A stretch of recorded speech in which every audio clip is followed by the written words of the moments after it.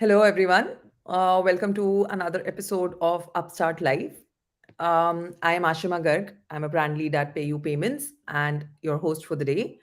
So today we have Sujata Biswas and Taniya Biswas with us today, who together make SuTa, an Indian handloom brand, which I think the only way that you can describe it is a dreamy love affair. And I'm very sure that their experiences today, the experiences they share with us today, are going to inspire a lot of people in many different ways.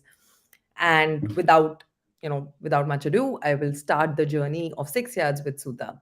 So welcome Sujata, welcome Tanya. Thank you. Firstly, thank you so much for taking this time out today. Hi, thank you for having us. We're super excited, looking forward to the chat. Perfect, perfect. Before we actually get into the whole journey of SuTa and how your journey has been till today, I'd really like to know that what was your journey like before SuTa happened, and then how did SuTa happen? It's been a crazy long journey. It's a story that started with two sisters, with who always were in a different city every other year because our father is in a transferable job, and the only constants were each other. So we were each other's best friend, and we didn't care about the world because it kept changing, and we kept playing games, and a lot of these games revolved around selling things. Yeah, we would just make up stories like, sell handkerchiefs or sell toys made out of handkerchief or, have a cart and sell things. We didn't know it's called entrepreneurship, but that's what we did. So, but then, we grew up, we went to different places to study. And after like 8 year long gap, we actually came together in Bombay. Hence, Suta Bombay is also there because it's a special thing that we came together. So, both of us are engineers and MBAs. And we studied a lot. We worked in the corporate, and yeah. While we were there, in fact, we kept coming back home and used to discuss that, is this what we really want to do all our lives? Is it going to make us really happy? And also, we didn't see an impact that we were making in anyone's life directly when we were in the corporate. Of course, our work was good, promotions were good, life was good, but we didn't see an impact directly happening, and hence we kept talking about what should we do. And another love story was with us with saris. Yeah, we loved saris. We would wear saris to corporate offices, and but the thing is, we would always ask, oh, Aj, is there a puja somewhere? Are you going for a festive, some occasion, somebody else's wedding? So that just like was very. I found it very painful. Like I found it very weird that you can't wear a sari, which is such a beautiful attire, normal, in offices or something. So we just didn't like the fact. So yeah, so the impact, because we wanted to work with weavers, very base and community, and the love for saris made us quit and start Suta. Incredible. That's really incredible, and I agree with you. Sari is such a beautiful attire, and everyone looks so beautiful in it. It's for everyone, and it's still just considered to be a special occasion wear. So I'm actually very happy that Suta brings such regular wear, easy to drape sari. It makes it very easy to carry now. So now that we all know you are the entrepreneurs and you have started Suta, how does it feel like now that you know this is entrepreneurship? So how does that feel? Now that we know. Yeah. So I think it's incredible because we all know because we all work, we've all worked, right? So we all know when we are working that a lot of things are top down, and you can actually decide the culture of a company. You can actually make the company's, the impact visible, and visible to each and every employee. You can do so many things when you have a company which is, which you can control so many things from sitting at the top, which we are entrepreneurs, so we realize that we can do that. And sometimes, since when I joined the company, my work was appreciated, but I didn't know where the PPT went, who used it, and what happened to the number crunching that I was doing. So I felt that, I didn't know who to ask. Even if I asked, I wouldn't get the full picture of what is happening with my work. And hence we always felt that we'll create a space where people know whatever they're doing, what is happening at the end, who is getting impacted. And that was always there, and I think entrepreneurship brought that in us very strongly, that things that we really struggled with and couldn't do, we wanted this to be a part of SuTa, we a call it as a company. happy place. You know, we actually work on the culture. We actually make sure that everybody who, some people actually literally don't want to stay at home. They want to come to office and work. Even on Sunday, some people request, "Oh, can I come and sit in the office? You know, can we just like work on something which I really wanted to?" So, Yeah. and that's a culture we wanted to create. And entrepreneurship has given us that that power, and it's also taught us to be humble. To be honest, sometimes we feel there are tasks which used to be done like that. I wouldn't know who has done it, but now since it's the own company, we all have to do even like some humbling tasks that we have also end up doing. So I think entrepreneurship humbles you, makes you really realize the importance of everything. Absolutely. And since both of you are sisters and you're also working together, so how has that experience been?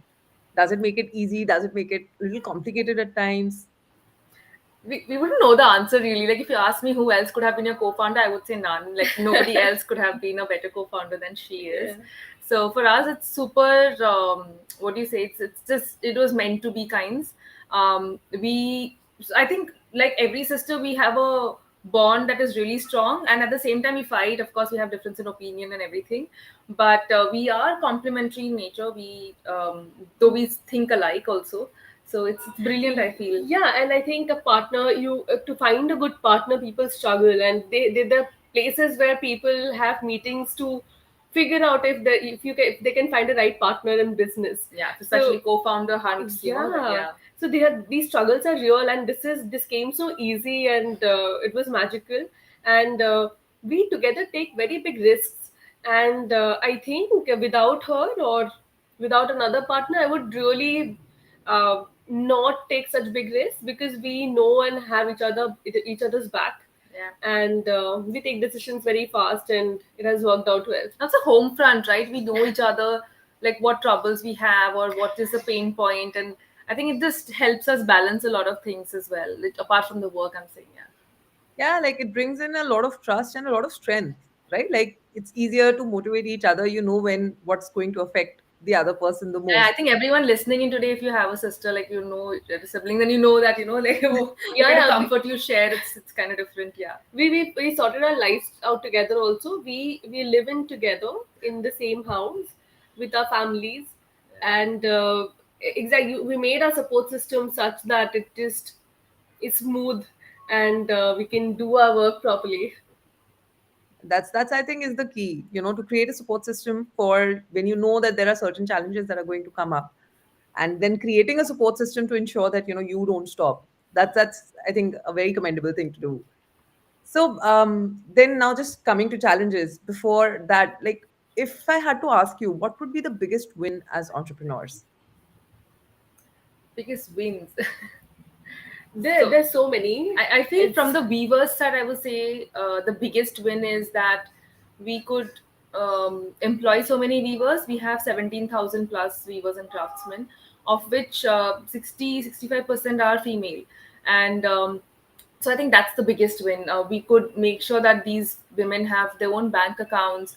They are independent. The kind of stories we hear when we visit the villages is it's unparalleled. I think nothing could beat that. So one somebody asked us, why don't you record these? And I'm like, oh my god, the atmosphere is so palpable. I can't even explain. It's so beautiful that time. I don't feel like recording. We're just talking and each other, hugging each other. It's such a beautiful atmosphere when you But meet the then weavers. now this time we are going because it's been 6 years now, more than 6 years. We haven't captured all of these moments. Every time we go, we're holding hands, talking, hugging each other, or crying out, because all our journeys have been such. They have been apart, and they would say that I would always do these things, as in weaving or helping my father or partner in weaving in ways, but I would never think that this is what working is like. Nobody Yeah. told me So that this they is would working never and I could think earn. that their work would fetch them money. So that's what we wanted to do, is that you make them realize that you are not doing a like a part of somebody else's job. This is work. So to divide that work into pieces and make sure they get the money, I think that was the biggest Yeah, yeah. achievement. This makes us really happy and proud that we have achieved this finally. No, this is great. I have goosebumps right now. I mean, I can just imagine the energy and the atmosphere once you start realizing the power you hold, like even for all the weavers and their families. when they would have started realizing that there's a power that they hold, there's something they can make out of what they did not value probably that much. I mean, I'm definitely, at least I am very inspired right now. Thank you. So, um, see, I can imagine like there are too many threads attached right now. So how, and there would have been so many challenges. So what would have been the worst challenges that came across? Um, There are quite a few. Of course, like any entrepreneur's journey has so many, and many would be the same. But one of the things that we faced was, since we were not from a textile background, we were engineers and MBAs. Mhm. To learn from scratch, we were not scared, but we were it scared. was a scary journey, because initially we thought that we'll learn, we'll ask and we'll learn, we'll keep learning. But a couple of people who understand that you are not here for long, probably, or they felt that they don't know the terms, or they don't know They would, textile well. so they would know that these girls are foolish, like they don't understand textiles, so let me just cheat. So we got cheated a couple of times initially, and initial money was like, really, we would just think Yeah. twice and spend something, and it was damn difficult to just, also to convince everybody around us, to convince ourselves that we can do it, so it was very scary. But that also made us stronger, to be honest. Like, now we are not scared of anything. Like, if you tell me to just go ask some question, even if it's a silliest question, I would not be scared. I would just go ask anybody anything, because I know where I was when I started. I had no idea about whatever you talk about. So they told me this, the selvage is whatever, basically the length of the fabric, which is from this side to the other side. They kept asking us what should it be, and I'm like, Tanya, what is it? Can we say what is it? Inches, centimeter? I don't know how to say it. So it's so scary, these things. But yeah, eventually, yeah, we learned it all. So Yeah, and it teaches you so much. And that moment in time, we lost trust in people. We thought that you really can't trust people, and you need to take signatures and documents and everything, and you will you can sleep later. Slowly we realize that you can't distrust everyone, and yeah. you can't be so scared with trusting people, and without signatures or without anything, without And we advance realize payments, you at the can't go ahead. end of the So day, it's not about the paper or the documents you make. At the end of the day, it's all about trust. If somebody wants to still cheat you, they will cheat you. So yeah, we learn trusting. We learn that you can stay foolish forever. So then how did you figure out, like, so for example, as you said that, there were people who were duping you. How did you then start figuring it out that, what kind of fabric actually is the right one that you want? Because your sari fabrics and your blouse fabrics, they're absolutely fantastic. So So we it kept must be asking. good. We kept thank you. asking silly questions, honestly. We like, the 4 5 times you ask the same question, the sixth time you're the smartest, because you would have known by then, what You know is the it. right questions. So we just kept asking, and even now, that's what I'm saying, I'm not shy. I don't shy away from asking questions. If I don't understand it, I'll just keep asking till I understand. Yeah, but then that was kind of daunting. It doesn't come easy. But honestly, about textiles, we even experiment a lot with different yarns, and come up with different kind of fabrics, which made us really go out there and understand the basics also. We went to different cities, different villages, and Yeah, father actually joined us after he retired from railway. He was a railway police, and when he retired, he actually joined us. He would travel with us, meet different people, different villages, and we would travel to the far corner where you not even have any transport really. So yeah, we sat there for hours, understood and saw what they were doing. That journey where you're practically out there, not reading books and learning, that learning is something else you'll never forget. Definitely.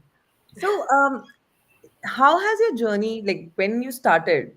Initially, you guys were on Instagram, and then slowly you moved to website, and now you're also at offline stores. So, how did that entire transition happen? first we had a Facebook page, and it was there for 1.5 2 years. Initial first 2 years, We we used were to take just orders there. we Yeah. used to like take order on Facebook page. Later we moved to a website and then Instagram. Yeah, after like 3 years or 4 years, we moved to Instagram. Yeah, so the journey has been, to be honest, again I would say that we were foolish.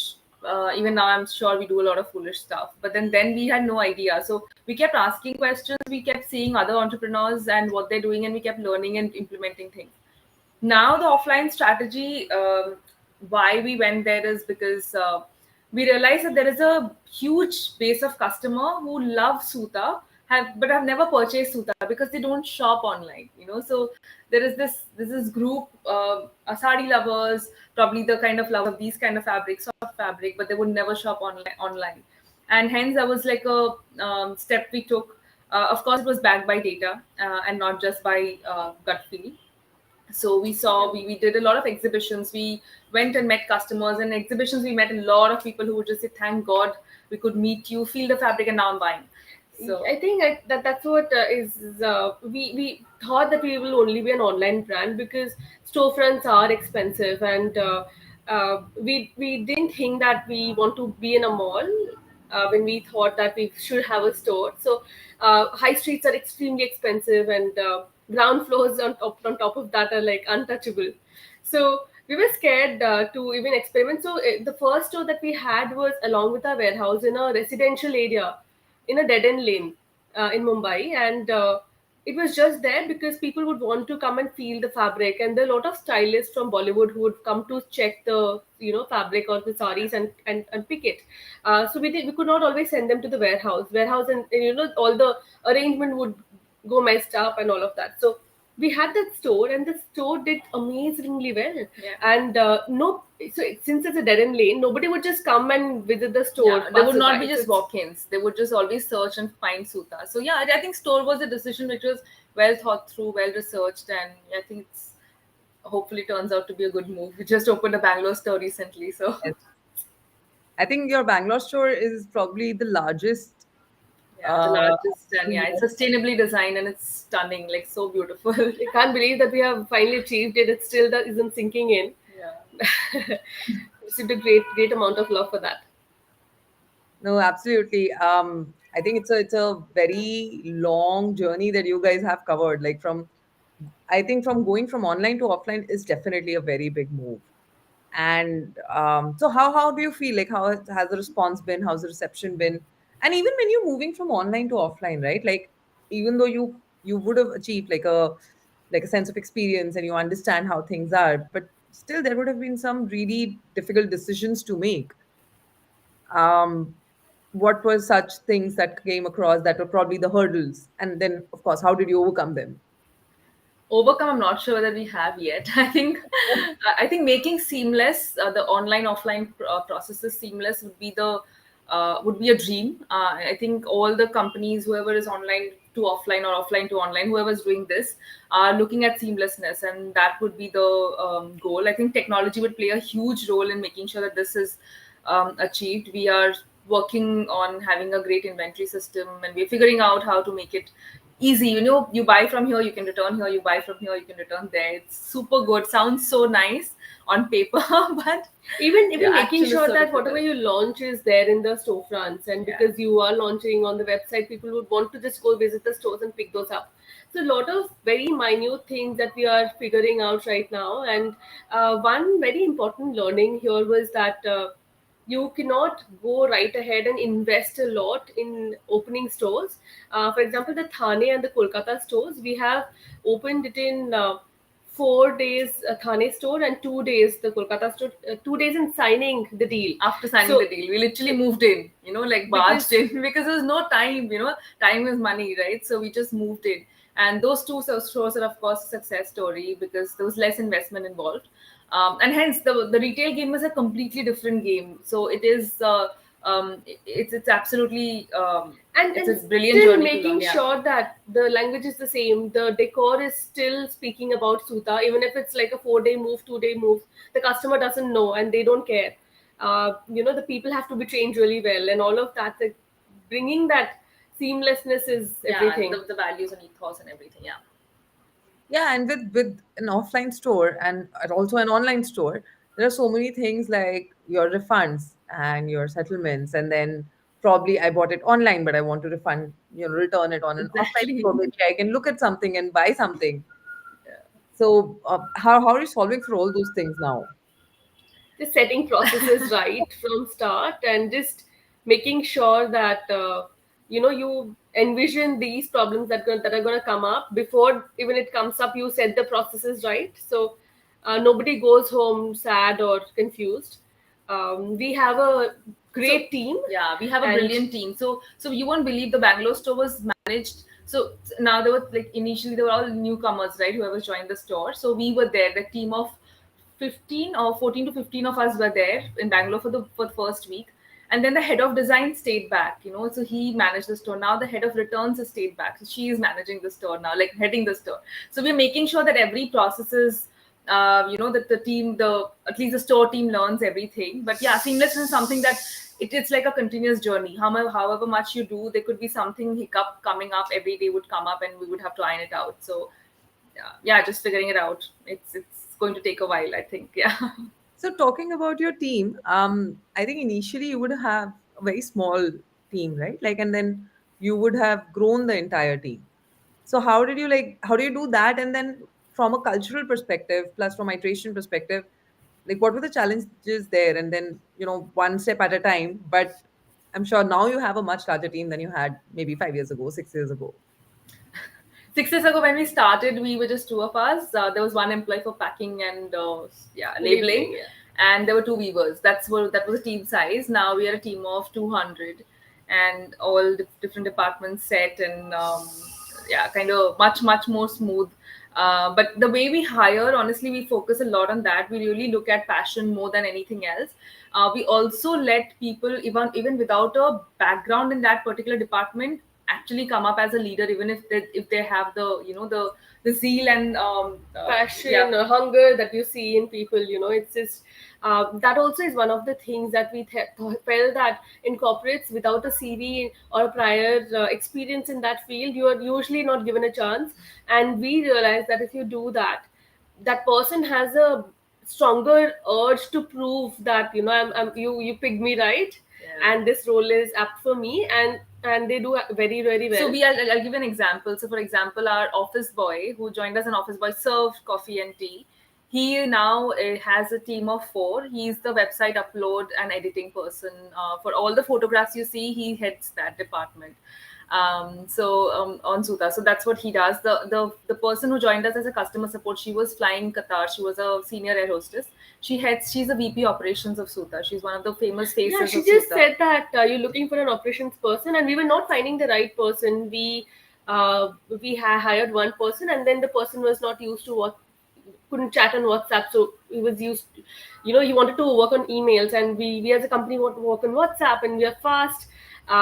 So this CS person, she came in and said that, oh, I saw that you are not able to find the right person. Can you give me the role? I said, We oh, were like, okay, let's fine, try. let's try for like at least a month. Let's see how it works. And she did she's fabulous. Like now she so when me and Tanya are away, she just like would just manage the entire show.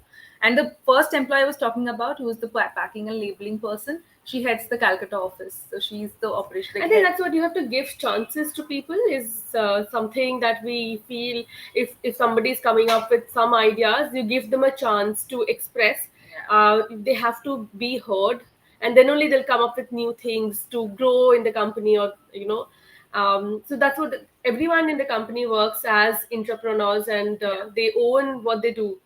Um, yeah, that's really, really amazing. Um, I think the team in any company you see, the entire team is what you see the company. The vibe of the company, the positive energy that comes from the company is the team. So I think that is what is that's also reflected externally, right? Like how the vibe that you create internally, I think it reflects very much Absolutely. externally. So I'll tell you honestly, it, Uh, it's great. Like even I've not been to your store. Maybe someday I will be whenever I'm in Bangalore or Calcutta. But overall, I even when I'm going through your website, I honestly feel that you exude that energy. You can feel it. thank honestly, if you enter the store or you meet anybody from SuTa team, you would see that we are a certain kind. You would know that this team member is from SuTa. So we've heard people coming in literally because our Instagram page has so many employees' photos and stories we put up.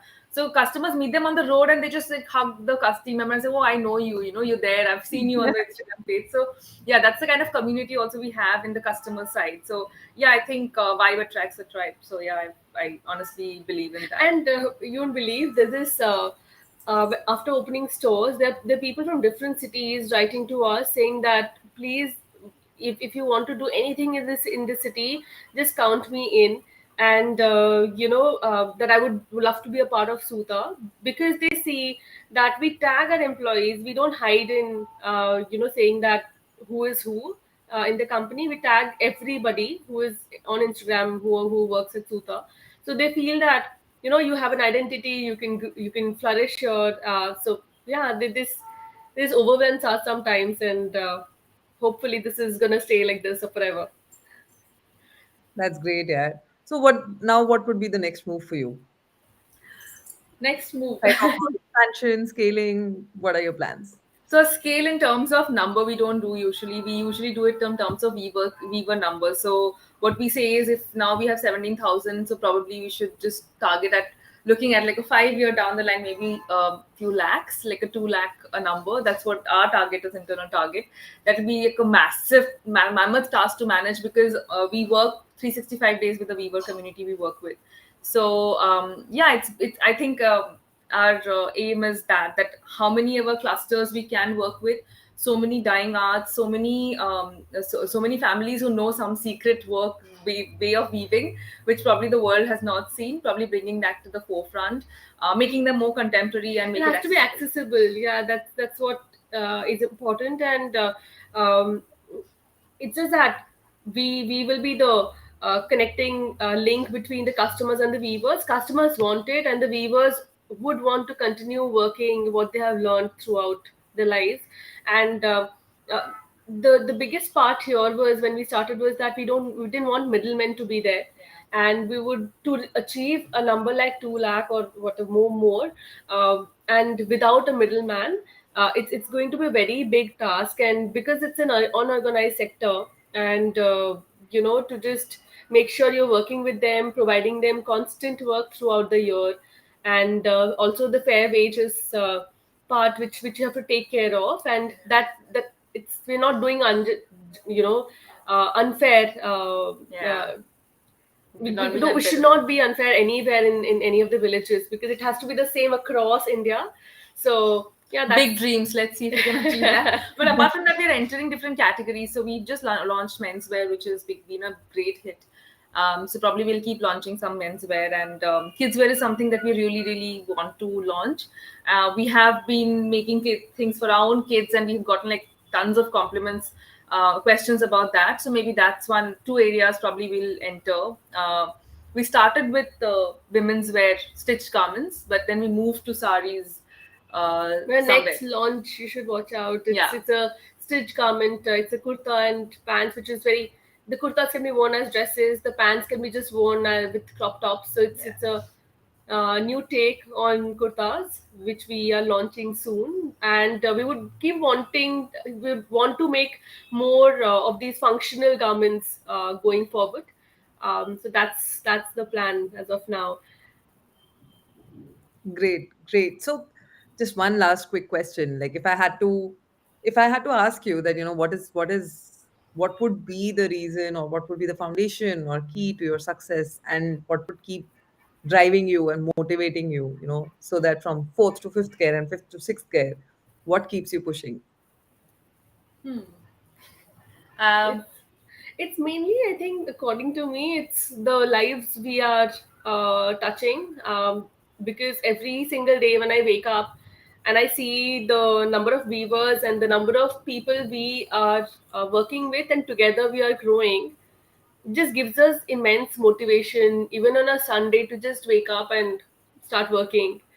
uh, because we are growing together. It's if I just say that I quit today or I don't want to work today, um, you know the work will get slowed down, and probably another person who could have come on board that day didn't happen. So yeah, for me, that's I a big think I would motivation. talk about So what actually I think keeps me going is the brilliant team that you form. I think team is something that you cannot take it for granted in any organization. If you want to grow, I think it is completely dependent on the team that you have. Absolutely dependable and committed team is something that that is like a no brainer. You I think no one can say that I'm the best, and that's why it's a success. I've created a successful product.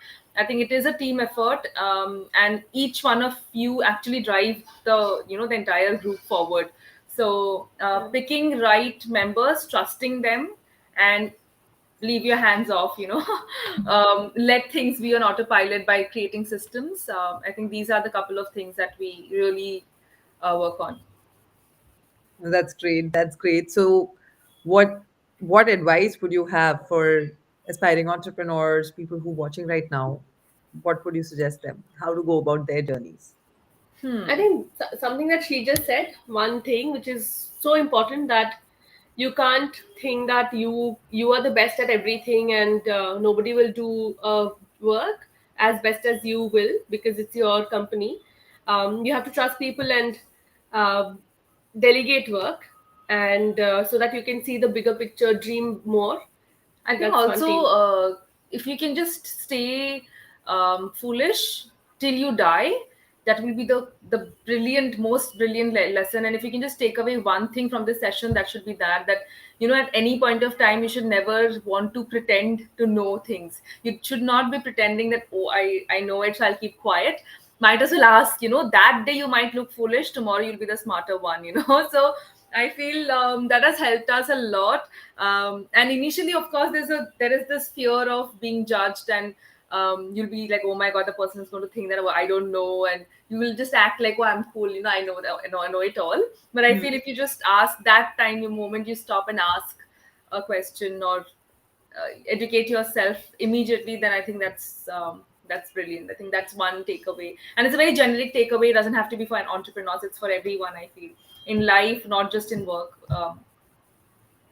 Yeah. No, with you there. Completely with you on that.